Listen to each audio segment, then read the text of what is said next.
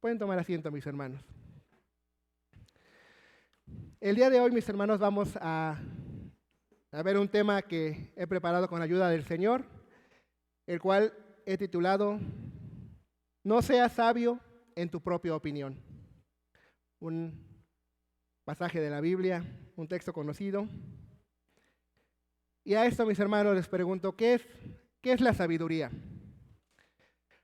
El término que ocupamos en español proviene del latín, que se deriva de la palabra sapientia, que a su vez se deriva del verbo sapere.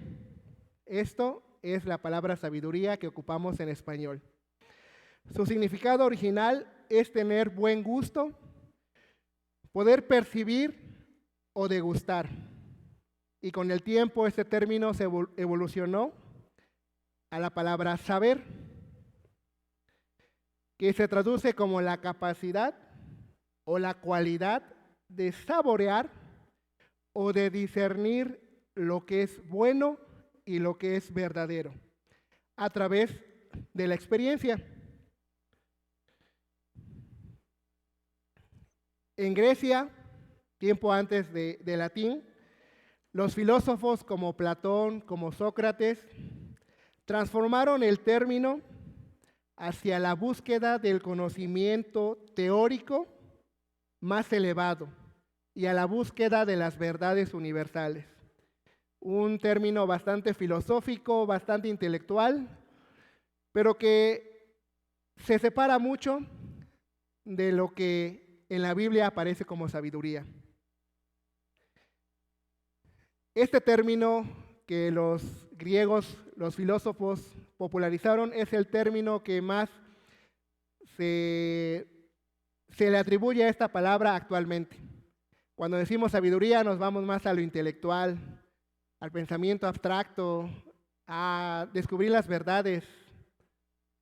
Pero en la Biblia este término no tiene nada que ver con lo intelectual, o al menos no del todo. Antes de los grandes pensadores, el pueblo de Israel le dio otro enfoque a esta palabra. En hebreo, la palabra que se traduce en nuestras Biblias como sabiduría es la palabra jochma, que se refiere a una habilidad práctica, a una destreza o una pericia, algo así como el talento que tienen los artesanos para poder transformar un objeto simple, madera, una piedra, un lienzo en blanco, en verdaderas obras de arte. Esta palabra sabiduría es la que aparece y la que les da Dios a aquellos artesanos cuando hacen el templo de Salomón, cuando hacen el tabernáculo, para poder moldear, darle figura a todo lo que en el tabernáculo y en el templo se plasma. Va más a algo práctico, más allá de lo intelectual. También se describe en la Biblia, principalmente en Proverbios, como una fuerza o un atributo de Dios, que está presente en toda la creación, pues todo lo que fue creado, cuando todo fue creado, estaba presente con Dios. Esta palabra abarca un ámbito mucho más práctico que teórico. Se va más a la practicidad, al actuar, más que al intelectual, más que al simple conocimiento teórico. Como vimos en esta mañana, mis hermanos, en la lectura que hacíamos, leíamos acerca del rey Salomón, aquel personaje en la Biblia que viene a nuestra mente muchas veces cuando hablamos de la palabra sabiduría. Lo relacionamos casi en automático, o no sé si les ha pasado a ustedes, a mí en lo personal sí. Hablamos de sabiduría, luego, Salomón. ¿Quién tan sabio como Salomón? Leíamos y veíamos cómo por sobre todas las cosas que él pudo haber pedido, todas las riquezas o facilidades que pudo haber deseado, le pidió a Dios sabiduría. Veamos cómo comenzaba esta porción de la palabra en Primera de Reyes 3:3, que decía que Salomón amó a Jehová. Un punto muy importante, un punto de partida bastante bueno.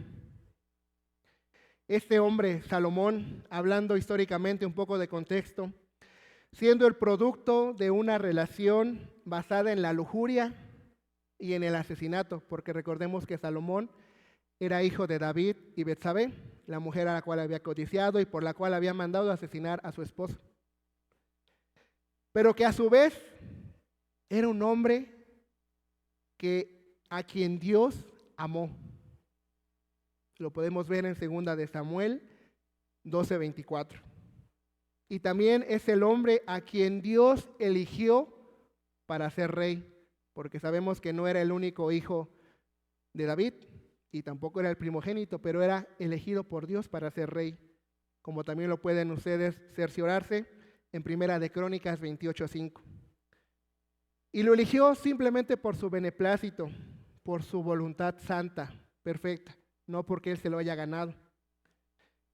Lo eligió también por la misericordia mostrada a su padre David, al arrepentirse sinceramente y de todo corazón por el pecado que había cometido en tiempo atrás con Betsabé.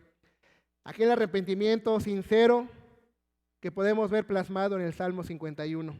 Esa oración de arrepentimiento real que David ofrece a Dios. Aquel hombre que no estuvo libre de polémicas, ni de problemas, ni de complicaciones. Desde el comienzo de su reinado hubo conflicto. Vemos que su hermano Adonías, hijo también de David, se creía con el derecho de ser el nuevo rey en lugar de Salomón. Y vemos cómo él busca a sus allegados, busca gente con poder, con influencia, para que le pueda coronar. Y vemos ahí una lucha de poder entre Salomón y Adonías, para ver quién llegaba primero al trono. Vemos cómo por un lado ya estaban coronando a Adonías, y vemos cómo también los allegados al rey David buscan detenerlo, buscan inferir en el rey que ya es avanzado de edad, a través de su esposa, a través de su mujer Betsabé, madre de Salomón, para asegurarse que sea Salomón quien llegue al trono y no sea Adonías. Y toda esa historia la pueden ustedes ver. Está allá en Primera de Reyes, en el capítulo 1, del verso 5 al 31. Pueden ver el contexto en el que se enfrentó Salomón para poder llegar al trono. No fue fácil, no fue simplemente que el rey David le dijera, vas a ser mi heredero, sube al trono. Hubo conflicto.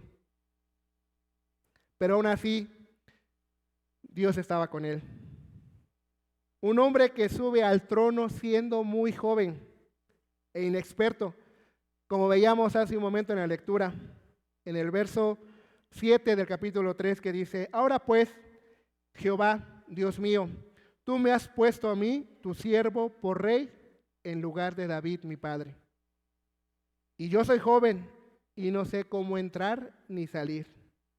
Otras versiones dicen, yo soy muy joven y no sé qué hacer. Soy un muchacho joven y sin experiencia. Salomón reconoce delante de Dios que no sabe cómo gobernar, que no tiene la experiencia, no tiene el conocimiento, no tiene quizá las habilidades para poder ser un buen rey. Y vemos que esta falta de sabiduría, de experiencia, es evidente porque comete un grave error. Antes de pedirle sabiduría, vemos cronológicamente en la Biblia que él se casa con la hija de Faraón. Se casa con una mujer extranjera que no conocía a Dios y que no temía a Dios. Y que más adelante en su vida será causa de traerle problemas, traerle serias consecuencias. Dios le concede la sabiduría que Salomón le pedía. Y aparte de eso, también Dios le da riquezas, le da poder, le da renombre como ningún rey la había tenido antes que Salomón y ningún rey lo tuvo después de él. Y Salomón comienza su reinado, comienza actuando con sabiduría durante los primeros años de su reinado. Inclusive él es quien Dios designa para que construya el templo que el rey David tenía en su corazón construir, pero que Dios le había dicho, no, tú no vas a ser quien lo construya, tu hijo va a ser quien construya casa para mí. Con pericia, con empeño, Salomón guía la obra y termina la construcción del templo de Jehová. Lo dedica, hace una dedicación hermosa, una oración preciosa a Dios, reconociendo su poder y su deidad, sabiendo que una casa terrenal no podía contener al Dios tan grande y omnipotente que ni aun los cielos podían contener.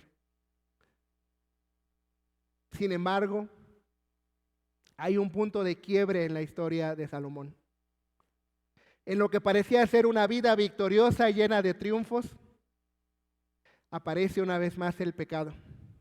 Aparece una vez más la desobediencia que por naturaleza humana traemos en nosotros.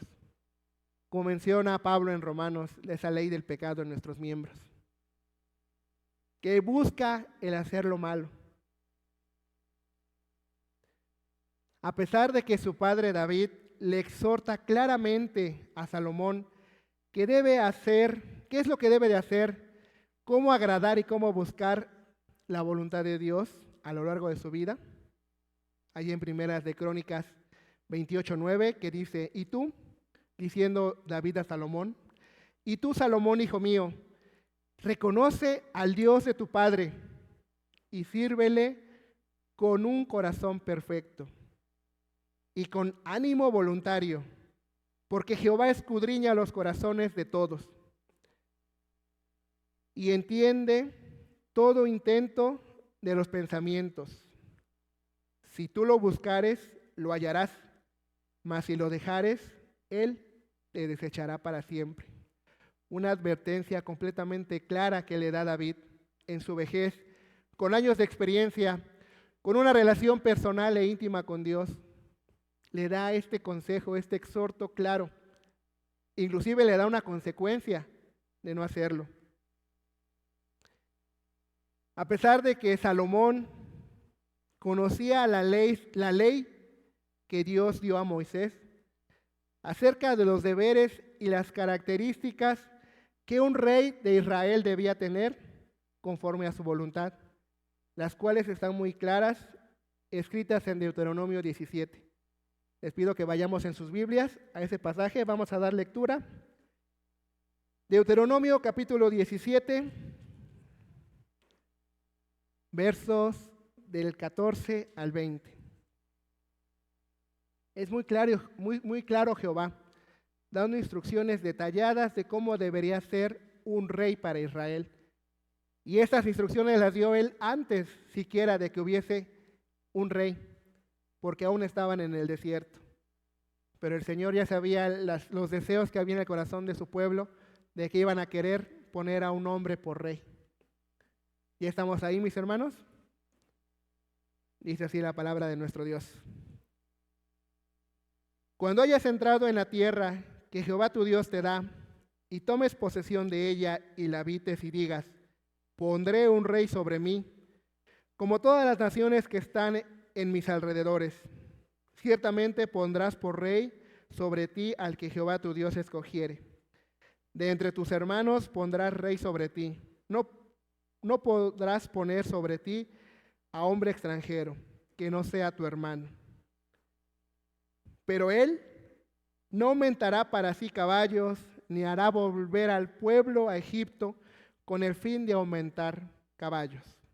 Porque Jehová os ha dicho, no volváis nunca por este camino, ni tomará para sí muchas mujeres para que su corazón no se desvíe. Ni plata ni oro amontonará para sí en abundancia. Y cuando se siente sobre el trono de su reino, entonces escribirá para sí en un libro una copia de esta ley, del original que está al cuidado de los sacerdotes levitas. Y lo tendrá consigo, y leerá en él todos los días de su vida, para que aprenda a temer a Jehová su Dios, para guardar todas las palabras de esta ley en estos estatutos, para ponerlos por obra, para que no se eleve su corazón sobre sus hermanos, ni se aparte del mandamiento a diestra ni a siniestra, a fin de que prolongue sus días en su reino, él y sus hijos en medio de Israel. ¿Le suena familiar esto? Tal parece que Salomón no puso en práctica esto. Vamos a ver ahorita más adelante. Dice la palabra de Dios, no aumentarás riquezas, no tomarás muchas mujeres. Él tenía la obligación como rey de escribir la ley que Jehová le había dado. Y cuando tú transcribes algo, pues lo vas leyendo y vas poniendo atención, se te va quedando en la mente. Es decir, que no había pretexto de decir, es que yo no conozco lo que Dios quería, porque lo estaba conociendo. Tenía la obligación de escribirlo, de transcribirlo. Toda la ley de Dios.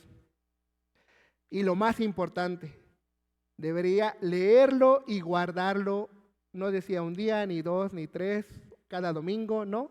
Todos los días de su vida. Una relación constante.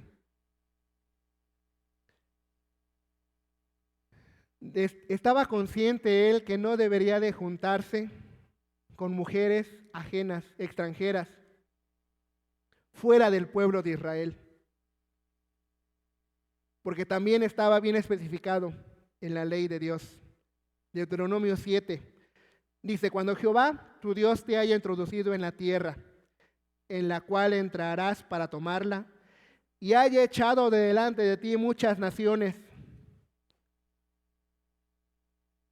no emparentarás con mujeres ajenas, con ellas.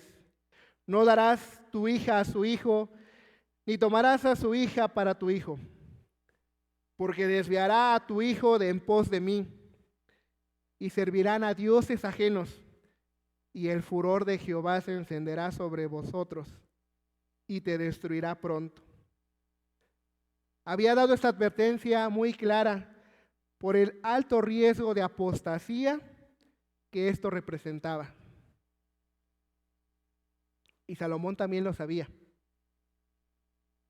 Aún sabiendo él esto, y sabiendo las consecuencias que le conllevaba el no obedecer a Dios, porque Dios las dio a conocer claramente, decidió no hacer caso omiso, y seguir en los deseos de su corazón y en la vanidad de su mente. Vamos, por favor, a ver las consecuencias que tuvo Salomón. Vamos al capítulo 11 de Primera de Reyes. Primera de Reyes, capítulo 11. Primer libro de Reyes. En el capítulo 11. Vemos cómo Salomón no tenía pretexto de decir que no conocía la voluntad de Dios. Y él tenía sabiduría porque le había pedido a Dios y Dios se la había concedido. Primera de Reyes, capítulo 11. Vamos a dar lectura del verso 1 al 10. Dice así la palabra de Dios. ¿Estamos ahí? Amén. Apostasía y dificultades de Salomón. Pero el rey Salomón amó, además de la hija de Faraón, que había sido su primer mujer, a muchas mujeres extranjeras, a las de Moab, a las de Amón, a las de Edom, a las de Sidón y a las eteas, ninguna del pueblo de Israel. Gentes de las cuales Jehová había dicho a los hijos de Israel, no os llegaréis a ellas, ni ellas se llegarán a vosotros, porque ciertamente harán inclinar vuestros corazones tras sus dioses. A estas pues se juntó Salomón con amor, y tuvo 700 mujeres reinas y 300 concubinas, alrededor de 1000 mujeres. Y sus mujeres hicieron lo que Jehová le había advertido. Y sus mujeres desviaron su corazón. Y cuando Salomón era ya viejo, sus mujeres inclinaron su corazón tras dioses ajenos. Y su corazón ya no era perfecto con Jehová, su Dios, como el corazón de su padre David. Porque Salomón siguió a Astoret, diosa de los sidonios, y a Milcom, ídolo abominable de los amonitas. E hizo Salomón lo malo ante los ojos de Jehová, y no siguió cumplidamente a Jehová como David su padre. Entonces edificó Salomón un lugar alto a Quemos, ídolo abominable de Moab, en el monte que está enfrente de Jerusalén, y a Moloc, ídolo abominable de los hijos de Amón. Así hizo para todas sus mujeres extranjeras, las cuales quemaban incienso y ofrecían sacrificios a sus dioses.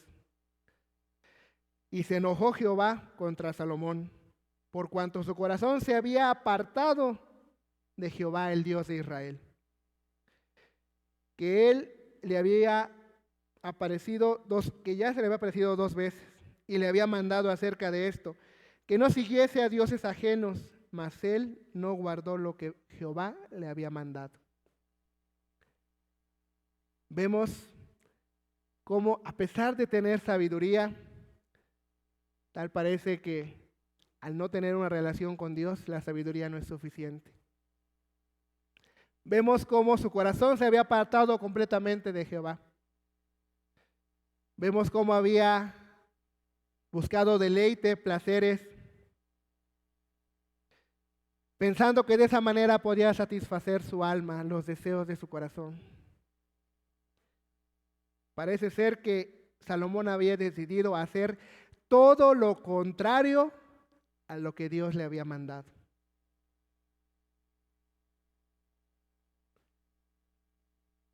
Y Dios lo desechó. Tenía la sabiduría de Dios, la tenía cerca a él, pero él ya estaba lejos de Dios. Sin embargo, nosotros tenemos la dicha de que Dios y su sabiduría ahora está cercano a nosotros.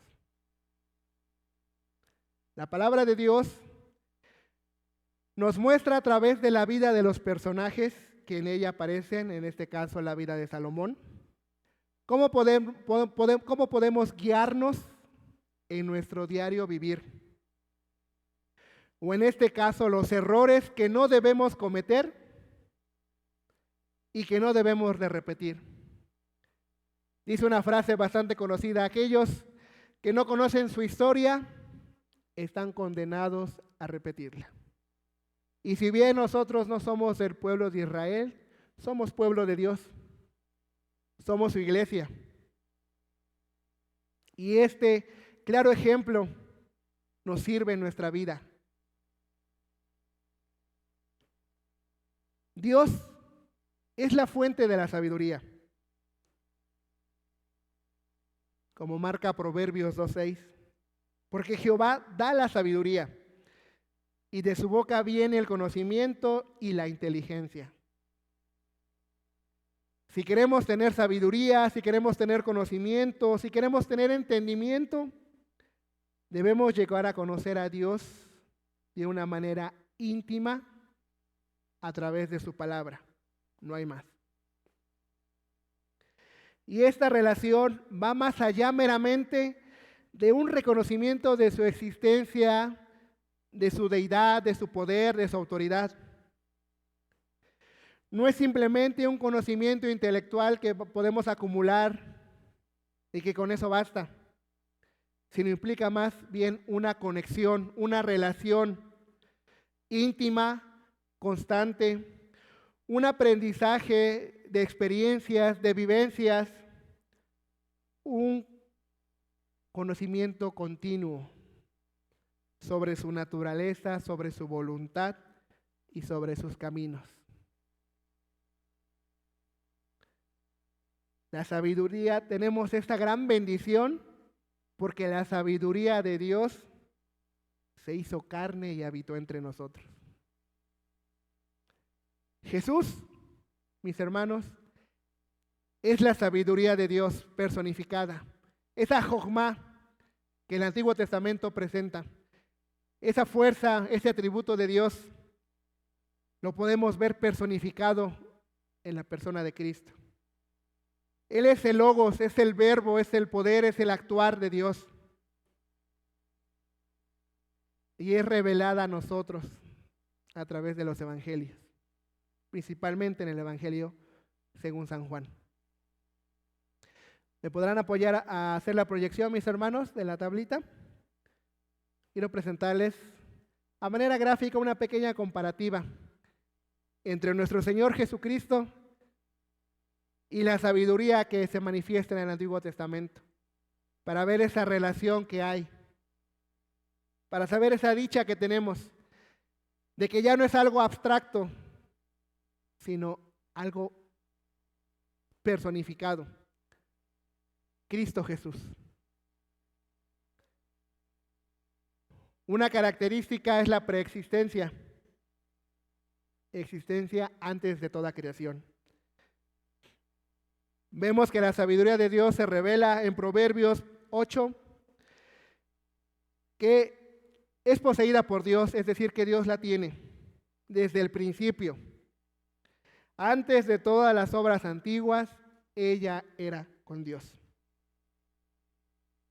Vemos cómo Juan nos lo revela de una manera diferente, que Cristo Jesús era el verbo. En el principio era el verbo y el verbo era Dios y el verbo era con Dios. Es eterno junto al Padre antes de toda creación. Por Él fueron hechas las cosas, por Él y para Él. Rol de la creación. Actúa como arquitecto, como maestro constructor en el caso de la sabiduría, que también está plasmada en el Proverbios 8. Como maestro constructor durante el ordenamiento de la creación del cosmos. Vemos a su vez como también Juan y Pablo nos revelan a Cristo como un agente activo de la creación. Todas las cosas son hechas por medio de Él y para Él. La relación con la luz y con la vida. Hablando acerca de la sabiduría, menciona Proverbios 8 que el que haya la sabiduría halla la vida y obtiene el favor divino. Sus caminos son luz. Y vemos en el Antiguo Testamento revelada la persona de Cristo, como Él menciona claramente que Él es el camino, la verdad y la vida. La luz en las tinieblas.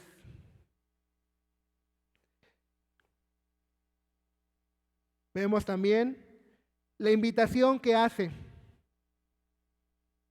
el banquete que ofrece.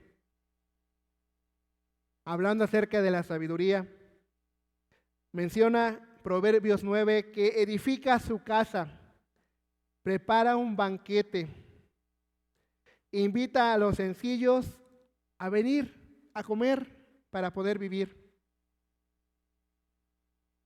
Nuestro Señor Jesús es el pan de vida. Es el agua viva, que si venimos a Él no tendremos más sed. Instituye la Santa Cena como esa mesa ofrecida para que podamos venir a Él, invitando a participar de su cuerpo, de su sangre, recordando lo que Él ya hizo por nosotros.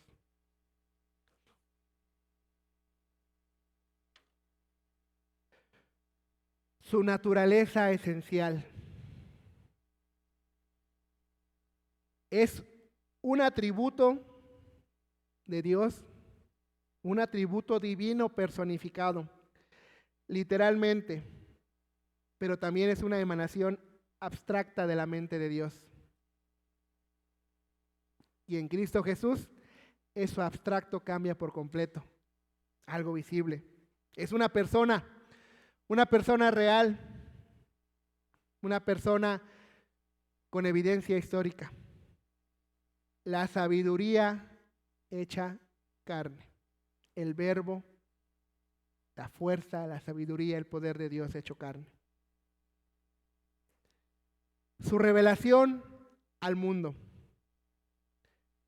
Dice la palabra de Dios en Proverbios 1, que la sabiduría clama en las plazas, en las esquinas de las calles, a la puerta de la ciudad, buscando ser escuchada y que aquellos que le escuchan vengan a ella. Nuestro Señor Jesús vino a lo suyo.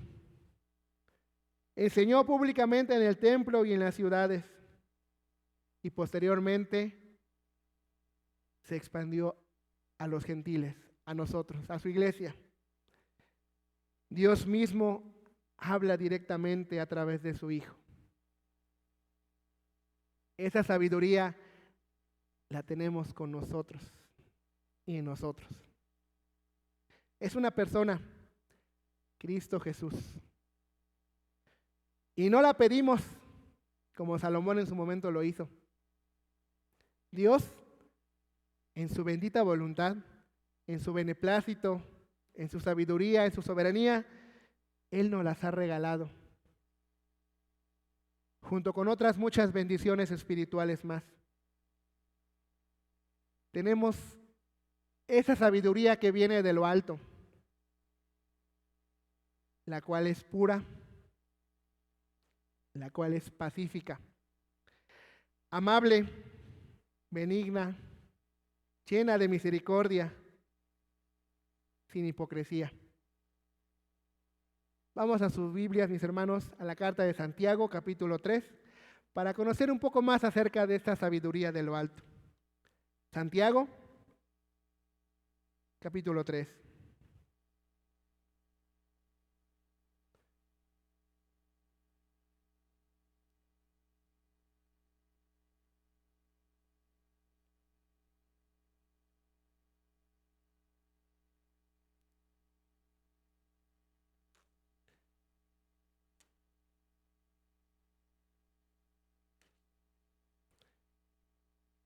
Santiago capítulo 3, versos del 13 al 18.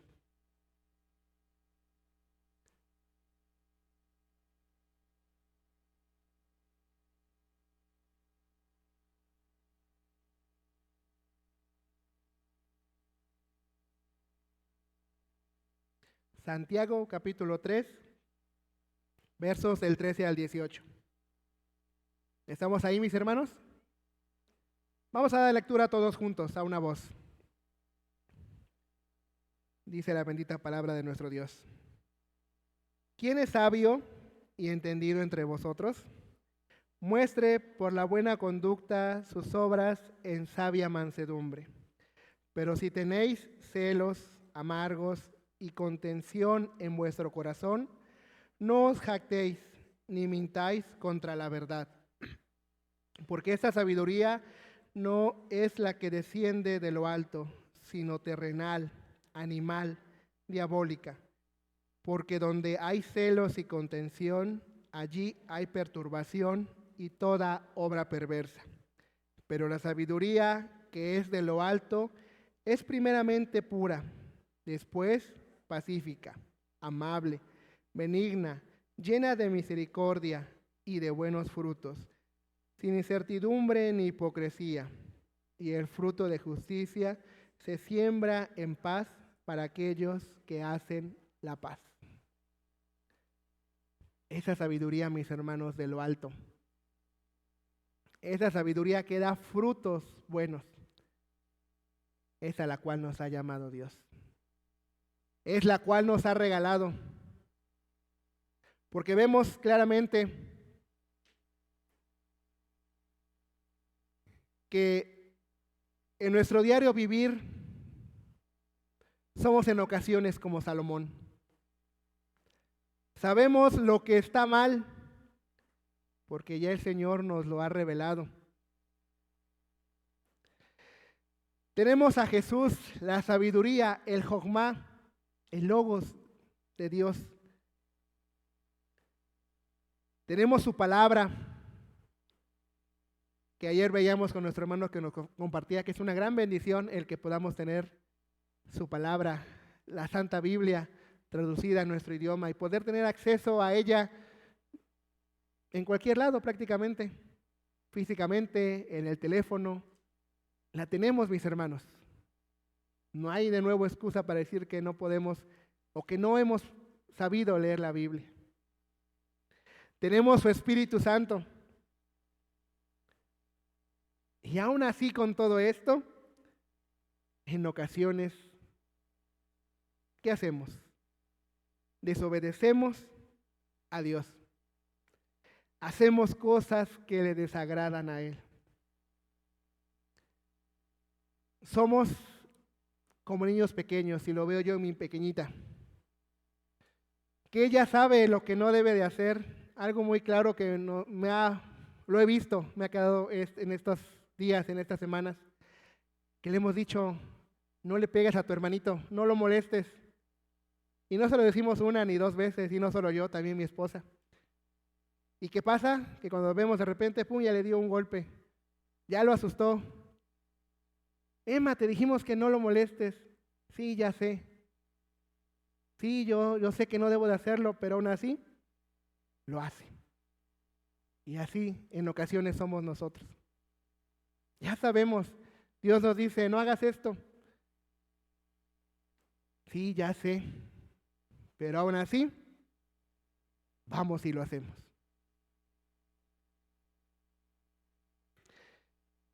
Vemos a la luz de la palabra de Dios y de la vida de Salomón, mis hermanos, que la sabiduría de Dios sin comunión, sin una relación íntima con Él,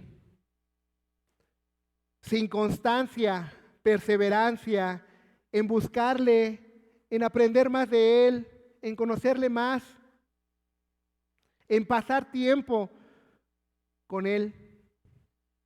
En otras palabras, la sabiduría sin Dios no es suficiente para mantenernos en santidad. Es meramente una acumulación de saberes y, como vimos, posiblemente sabiduría terrenal, sabiduría animal, sabiduría que no va a edificarnos, sabiduría que no va a dar frutos. Y personalmente les confieso, mis hermanos, que mucho tiempo yo fui así. Cuando llegué a Cristo, mi deseo era saber más y más y más, acumular conocimiento, pero no pasaba de ahí. Se quedaba en mi mente el conocimiento, el escuchar una predicación y decir, sí, yo ya sé eso. Pero ¿y luego qué? Ahí quedaba. No había fruto. No había edificación, no había crecimiento. Y actualmente todavía me cuesta, porque es algo que está muy arraigado en mí. Y el riesgo de eso es caer en la soberbia, caer en decir, es que yo sé más, es que, ¿qué me pueden enseñar si yo ya lo sé? Y no es eso, mis hermanos. Y es algo que yo le pido a Dios día con día que me ayude en ese proceso de perfeccionamiento, porque si bien somos hijos de Dios, si bien Cristo ya nos ha rescatado de nuestra vana manera de vivir, estamos en ese proceso de perfeccionamiento que concluirá cuando partamos a su presencia o cuando Él venga por nosotros. Y yo le pido a Dios que me ayude a desechar esa sabiduría terrenal y aferrarme cada vez más a la sabiduría de lo alto. A no buscar simplemente el acumular conocimiento, sino que lo que ya sé, poder vivirlo, poder edificarme y edificar. mis hermanos, les hago esta exhortación, invitación, desafío, que no perdamos de vista nunca a Cristo Jesús, ni queramos alejarnos de Él, como en su momento le pasó a Salomón. Que no querramos dar rienda suelta a los deseos, placeres, aunque sea un poquito, aunque sea momentáneo, porque a veces eso nos va alejando en una espiral. Yo así lo veo, que a veces caes y en lugar de arrepentirte continúas y de repente vuelves a caer y vas como en una espiral descendente, cae y cae y cae y cae. No, mis hermanos, si ya cometimos un error, un pecado, arrepentirnos, confesar delante de Dios y cambiar de dirección para romper esa espiral. Y que podamos, mis hermanos, buscar, disfrutar plenamente nuestra vida con Cristo, la sabiduría de lo alto, pero siempre de la mano de Él, nunca en nuestra propia sabiduría. Mis hermanos, que el Señor les bendiga.